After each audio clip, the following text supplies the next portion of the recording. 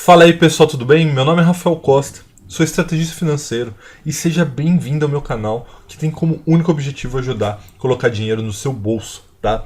E eu resolvi fazer o vídeo de hoje porque muita gente está me perguntando para onde que o dólar vai, se ele vai continuar subindo. Então eu resolvi fazer esse vídeo para já acabar com essa dúvida por uma vez por todas, tá? Se você gostou do tema desse vídeo, eu já peço para você deixar seu like, se inscrever, ativar a notificação e comenta aqui embaixo para mim se você gostou ou não gostou do tema desse vídeo, tá bom? Então vamos lá. Alguns conceitos importantes quando a gente fala de dólar, tá? Eu coloquei uma banana aí para ficar muito fácil de você entender. Uma moeda, né, seja o dólar, seja o real, seja o euro, a libra esterlina, não importa o que seja, ele é uma mercadoria, tá? Então, assim como banana é uma mercadoria, o petróleo é uma mercadoria e a moeda também é uma mercadoria. Só que ela é uma mercadoria um pouco diferente, que ela só pode ser criada pelos governos. Tá? E lembrando, né, o que determina o valor dessa moeda é o quão confiante o mercado está perante aquele governo, ou seja, perante aquele país, em honrar os seus compromissos. Tá? Então, esse é o primeiro ponto. O segundo ponto ele está suscetível à lei da oferta e da demanda. Então, a lei da oferta e da demanda diz o seguinte: se algo tiver uma baixa oferta, ou seja, estiver faltando no mercado, o preço vai continuar subindo, né? Ele vai ser maior do que antes. E é exatamente isso que está acontecendo com o dólar no Brasil. Tá? Então, daí você pode estar se perguntando por que o dólar está faltando no Brasil. Tá? Então esse é o primeiro ponto, o dólar realmente está faltando no Brasil. E eu vou te mostrar o porquê que ele está faltando. Existem dois fatores. Tá? O primeiro fator é estrutural, ou seja, de longo prazo, e um outro é momentâneo, tá? De curto prazo. Vamos falar primeiro do estrutural, que fica mais fácil de entender. O principal motivo é o fim do carry trade. Tá? O que é o carry trade? Antigamente, o que os grandes investidores, os grandes bancos, o que eles faziam? Eles emprestavam dinheiro lá fora, vamos supor nos Estados Unidos, a uma taxa de 1% ao ano, trazia para o Brasil, investia na nossa Selic. Então vamos supor que a gente teve uma época com uma Selic de 14% ao ano, 12% ao ano, mas vamos, para ficar fácil de exemplificar, pensar numa Selic de 10% ao ano. Então ele captava o dinheiro a 1% ao ano lá fora, investia aqui a 10% ao ano e utilizava essa diferença, esse spread, né, de 9%, uma parte dele para fazer uma trava cambial. Tá? Então ele ia lá no mercado futuro, né, travava o câmbio em determinado valor, que é o valor que ele trouxe o dinheiro para o Brasil, e aí ele minimizava risco, né, cambial dele, e conseguia investir esse dinheiro de forma a ganhar a diferença desses juros. Tá? Então observe que o que é o carry trade? Nada mais é do que você captar dinheiro barato lá fora, trazer para o Brasil, travar o dólar e investir ele no tesouro direto, tá? Vamos falar dessa maneira. Só que o que acontece? Quando você tinha, né, uma Selic a 10%, o spread, né, esse carry trade, ele era muito lucrativo. Então um monte de dólar do mundo inteiro vinha para o Brasil para ganhar esse dinheiro, para ganhar esse carry trade. Só que o que aconteceu? Né? Por uma série de fatores, a Selic vem caindo aí sistematicamente nos últimos anos e chegamos na última reunião a 3%. Tá? Então assim, quanto menor esse spread, né, essa diferença entre os juros brasileiro e os juros internacional, menor é a atratividade de fazer o carry trade. E o que acontece? O que os investidores fazem? Se é menos atrativo fazer o carry trade aqui, ele tira o dinheiro do Brasil e leva para um outro país onde faça mais sentido. Por exemplo, na Rússia, na África do Sul, em outros países emergentes que têm um juros mais alto, e ele consegue ganhar esse spread dos juros. Tá? Então, o fim do carry trade, ele não é de todo ruim para o Brasil, porque isso mostra que a nossa taxa básica de juros está caindo, e isso é, no longo prazo, bom para o nosso país. Só que o que acontece?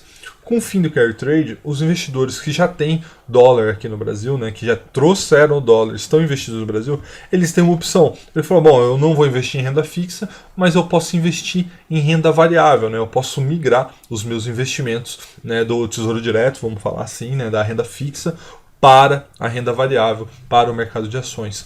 Só que aí a gente cai num segundo problema. Né? O Brasil, ele não é exatamente o melhor lugar do mundo para se investir em renda variável. Tá?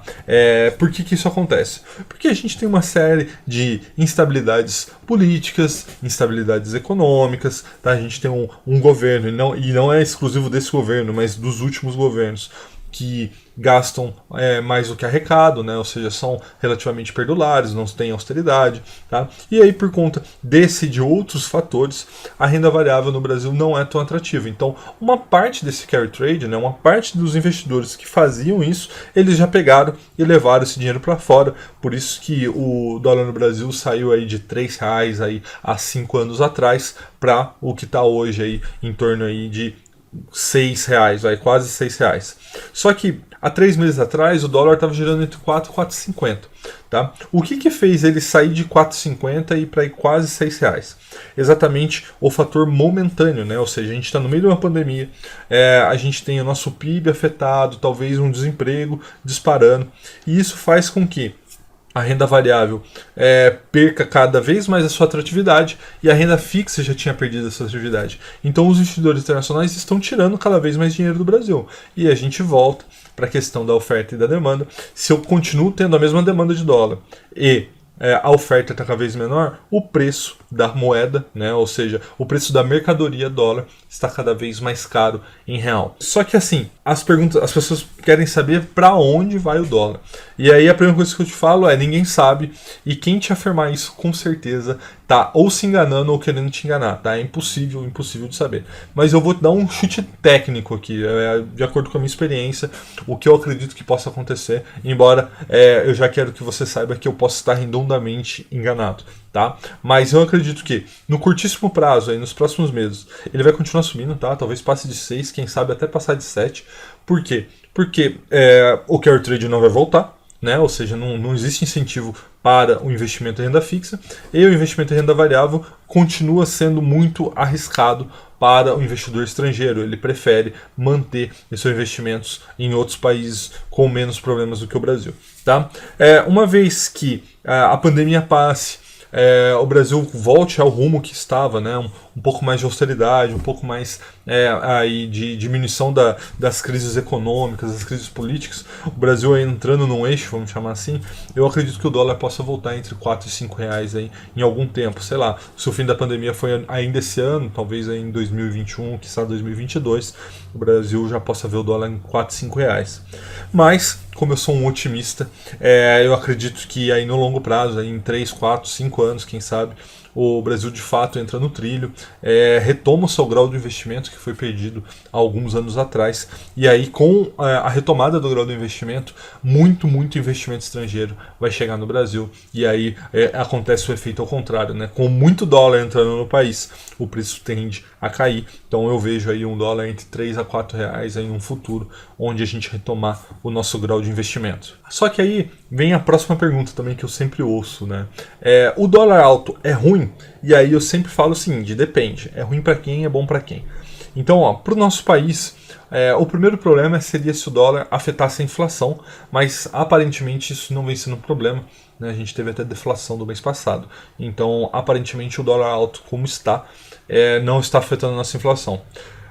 O lado bom, né, é que ele favorece a industrialização e a competitividade brasileira e internacional, né, o que acaba podendo gerar empregos, né? Então, nesse lado, ter uma moeda um pouco mais desvalorizada não é ruim, tá? Inclusive, alguns países utilizam desse artifício para aumentar suas exportações, entre elas a China, né? Manter a moeda desvalorizada, tá?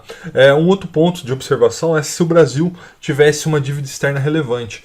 Então, assim, com a desvalorização da moeda local, essa dívida externa poderia causar um problema para o Brasil, mas não é o caso. O Brasil tem mais dólar guardado, ou seja, em suas reservas, do que ele deve em dólar, tá? Então, na realidade, a desvalorização da moeda e o aumento, né, do valor dos dólares é até bom para a economia brasileira nesse momento, porque ele aumenta proporcionalmente em reais as nossas reservas. E também tem aí uma outra efeito que é bom, né? Pode ser bom quando acabar a pandemia, que é o aumento do turismo internacional. Fica muito mais barato para o turista estrangeiro vir conhecer aí o nosso país, tá? Então esses pontos podem ser bons para o nosso país, desde que a gente consiga manter a inflação e, né, conseguir também manter a nossa dívida externa aí menor em dólar do que as nossas reservas, tá? Para o nosso povo, né, para a gente, né, os cidadãos brasileiros, tem o aumento dos custos dos importados, né? Então, assim, se você está acostumado a consumir artigos importados, né, você vai ter um aumento do seu custo de vida, e também tem a diminuição do turismo brasileiro em outros países, né? Então teve até aquela célebre fase do Paulo Guedes, né, dizendo que era uma festa, que até a empregada doméstica viajava para Disney. Agora nem a empregada doméstica nem a classe média vai viajar para Disney, porque o dólar realmente vai dificultar isso no curto prazo. Mas lembrando que no longo prazo eu acredito que a gente volte a ter um dólar mais comportado aí com o passar do tempo. Então, antes de a gente recapitular esse vídeo, né, que eu tenho um negócio ainda muito importante de falar para você, queria fazer um convite para você. Se você quer investir melhor seu dinheiro, eu queria que você soubesse que todos nós somos meio Homer na hora de investir, tá? Nós achamos que agimos racionalmente, mas na realidade nós agimos emocionalmente, tá? E é por isso que o ramo de finanças comportamentais é o que mais cresce na área de investimento. Tá? Se você quer investir melhor, você precisa aprender finanças comportamentais, e eu fiz um curso com 5 videoaulas para você aprender, tá? Ele é totalmente gratuito para você acessar. É só você ir no link aqui na descrição e ir lá que você vai poder fazer esse curso totalmente gratuito, tá bom? Agora, para a gente recapitular e acabar concluindo esse vídeo, tá? O dólar está e vai ficar alto por um bom tempo, como eu te falei, eu só acredito que ele vai cair aí daqui uns 2, 3 anos. Se você ainda não diversifica os seus investimentos, você deveria já ter diversificado, mas se você ainda quer fazer isso ou não sabe como fazer, tem um vídeo que eu vou colocar aqui para você que é como investir no exterior. Eu acho que você deveria ver ele, pode ajudar, tá? Lembrando, o dólar alto não é tão ruim quanto parece, ele favorece empresas exportadoras que geram emprego aqui no Brasil, exportam matéria-prima, ou seja lá o que for, tá? Se você quer saber, por exemplo, uma dessas empresas é a PetroRio, uma empresa que eu já falei bastante aqui no canal. Se você quiser conhecer ela, tá o vídeo aqui para você ver. E eu acredito que as pessoas que me ouviram, né, que acompanham, por exemplo, o Milhão do Com Mil, que é uma série aqui no canal onde eu invisto R$1.000 quinzenais, ou que viram esse vídeo, né, de como investir no interior, já estavam preparados para isso, né, o que está acontecendo, o dólar disparar. A gente vive aí num país emergente que está muito suscetível aí aos humores do mercado, e a gente, como país, também não ajuda, a gente não faz o nosso dever de casa, a gente tem um governo que às vezes mais atrapalha do que ajuda, mas enfim. Tá? Então esse foi o vídeo aí sobre o dólar alto e subindo. Eu espero que você tenha gostado. Se você gostou, deixa seu like, se inscreve no canal, comenta pra mim aqui o que você achou e compartilha com alguém que tá preocupado com o dólar, para você deixar ele mais preocupado aí, tá bom? Um forte abraço e até a próxima.